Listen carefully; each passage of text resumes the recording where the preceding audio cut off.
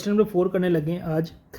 Name the property use in the following. हमने बताना है कि इनमें कौन कौन सी प्रॉपर्टीज़ यूज़ हुई है। पेज नंबर 7 और 8 के ऊपर आपको प्रॉपर्टीज़ मिल जाएंगी पीटीबी की बुक के ऊपर, वहाँ से आप रीड कर लीजिएगा। मैं यहाँ पे क्वेश्चन के साथ साथ बताता रहूँगा और यहीं भी साथ साथ प्रॉपर्टीज़ को भी एक्सप्लेन करता रहूँगा, ठीक है।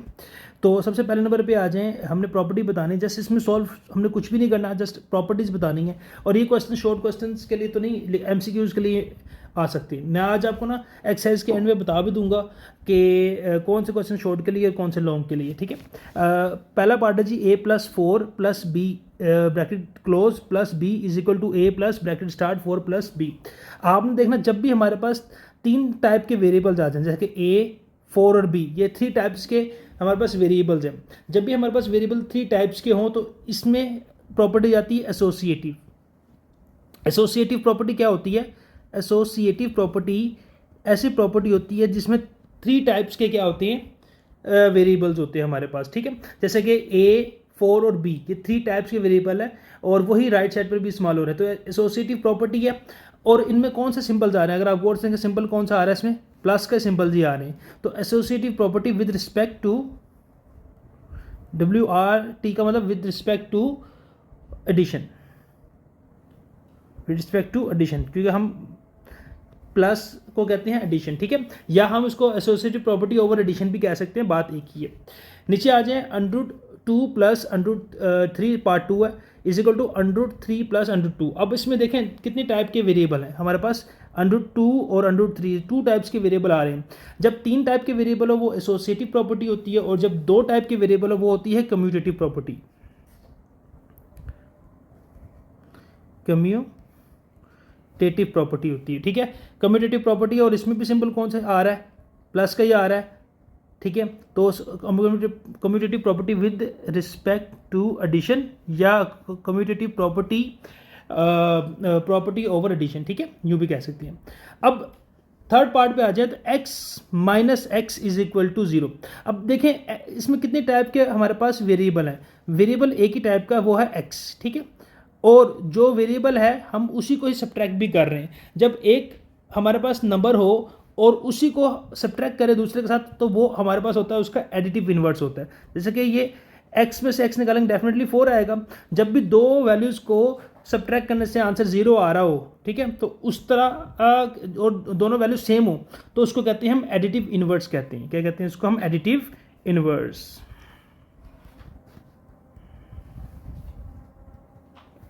उसके बाद पार्ट नंबर 4 पर आ जाएं। a bracket start b plus c bracket close is equal to ab plus ac, ठीक है। तो अब इसमें हमने बताना है कि कौन सी प्रॉपर्टी, देखें एक तो 3 तरह टाइप्स के वेरिएबल आ रहे हैं हमारे पास, a, b और c, लेकिन एक चीज़ इसके अंदर है वो क्या है कि a bracket start b plus c, इन दोनों के बिटवीन कोई साइन नहीं है।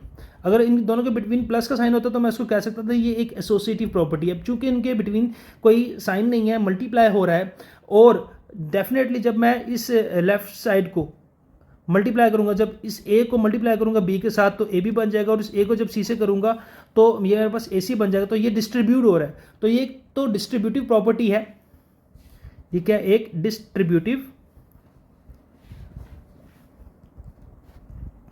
प्रॉपर्टी है। और कौन सी डिस्ट्रीब्यूटिव प्रॉपर्टी? क्योंकि इस इक्वल की कौन सी साइड को हम सॉल्व कर रहे हैं, इस इक्वल की हम लेफ्ट साइड को सॉल्व करें, तो ये एक लेफ्ट डिस्ट्रीब्यूटिव प्रॉपर्टी बन जाएगी, ठीक है। उसके बाद आ जाए पार्ट नंबर 5 के ऊपर। पार्ट नंबर 5 में आ जाए 16 plus 0 that is equal to 0।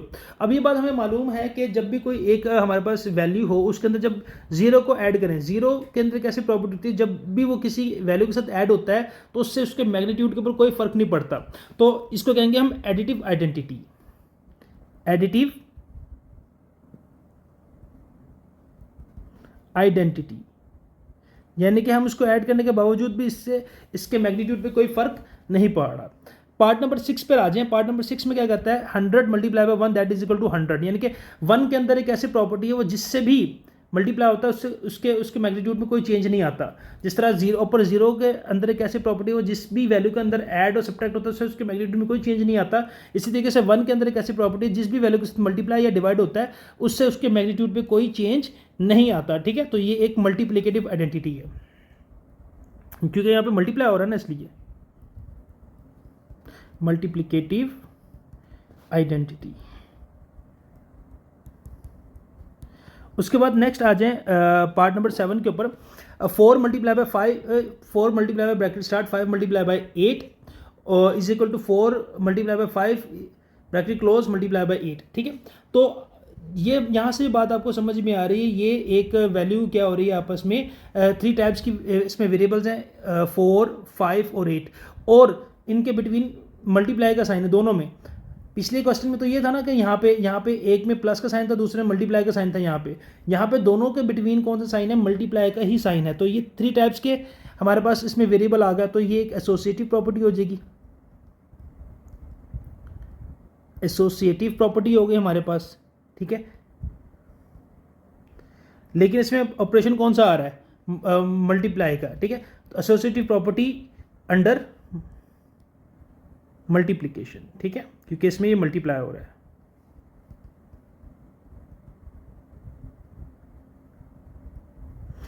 इसी तरीके से इसका लास्ट पार्ट है A B is equal to B A.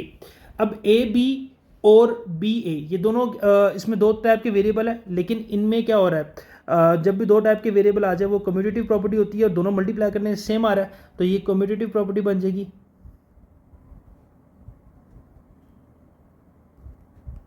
Commutative property और अंडर मल्टीप्लिकेशन, क्योंकि ये मल्टीप्लाई हो रहा है।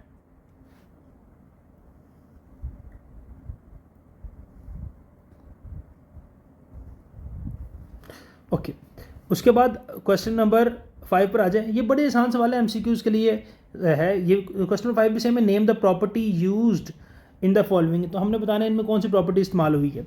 अब -3 is less then -1 implies that 0 is less than 2। अब इसमें क्या इनके ये कहता है कि अगर -3 इज लेस देन -1 हो तो ये बात बताता है 0 इज लेस देन हमारे पास क्या है, 2 है। तो इन दोनों के अंदर जो प्रॉपर्टी इस्तेमाल होती है उसको कहते हैं एडिटिव प्रॉपर्टी।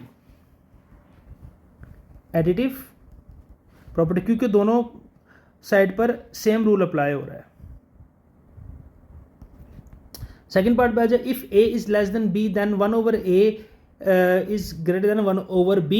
ये एक क्योंकि a और 1/a, b और 1/b को कंपेयर करें आप, ये दोनों एक दूसरे के उल्टा आ रहे हैं, रेसिप्रोकल आ रहे हैं, तो एक रेसिप्रोकल प्रॉपर्टी आ रही है।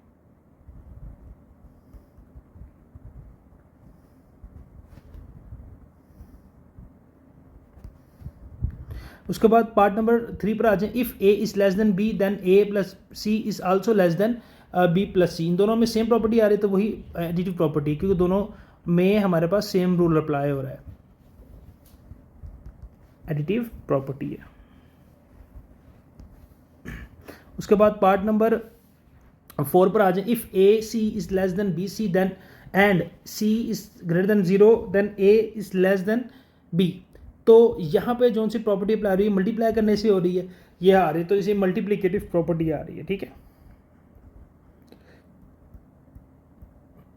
मल्टीप्लिकेटिव प्रॉपर्टी है। इसी तरीके से 5वें पार्ट में, if a c is less than b c and c is less than 0 then a is greater than b. तो अब इसमें भी मल्टीप्लाई करने से आ रहा है, तो ये भी एक मल्टीप्लिकेटिव प्रॉपर्टी है, मल्टीप्लिकेटिव प्रॉपर्टी। बस हमने इसकी प्रॉपर्टी बताने की कौन सी है, इसको सोल्व कुछ नहीं करना। अब either a is greater than b और a is equal to b और a is less than c. अगर आप पेज नंबर जो हमारे पास 8 है उसके ऊपर आप आएँ, अगर आप किताब खोलें तो उसमें पेज नंबर 8 ऑर्डर प्रॉपर्टीज देखें। इसके अंदर जो हमारे पास सबसे पहली प्रॉपर्टी जो आ रही है उसके क्या नाम है, रूल्स को पढ़ेंगे तो आपको चल जाएगा पता, ये वही हमारे पास छोटोमी प्रॉपर्टी। ठीक है, तो ये हमारे पास क्वेश्चन नंबर 4 और 5 मुकम्मल हुआ।